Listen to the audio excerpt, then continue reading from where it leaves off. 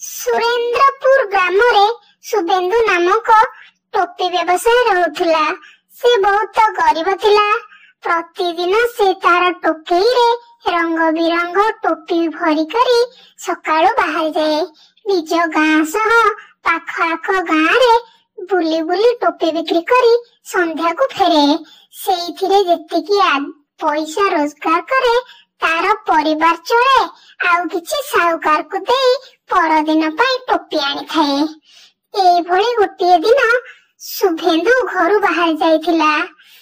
किछि दूर जिबा परे ताकू भारी शोष लागिला। सिए सेठारे गोटे जलाशय देखि सेठु पानी पीला। पानी पीबा परे ताकू हालिया लागिला।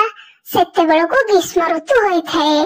से भाबिला टिकिए गोटे गछ मूल देखि सोई पड़िबो आउ सेठारु संध्या हेले बाहरी जीवो। से पानी पी पाखरे थिबा गोटे बड़ गछ मूले सोईबाकू गला। निजे गोटे टोपी पिंधि निज टोकेईटी को से पाखरे रखिदेला।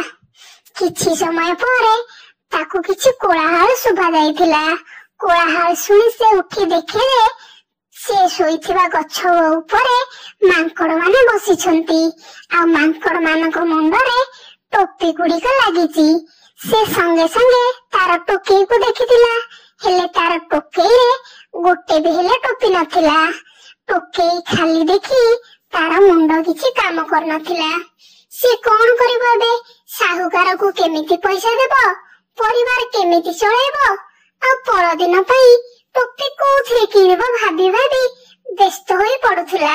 से मांकड़ मानक ठारू टोपी आदाय करिया पई पाखरे पडिथिबा टेका फोपडिला।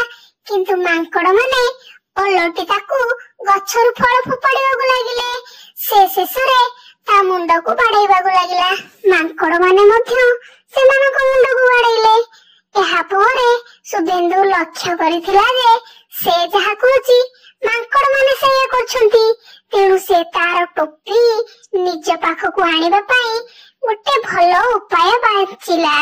निजे लगाइथिबा टोपीटीकू मुंडरू काढी फोपाडी देला। मांकड़ माने मध्य सेया कले।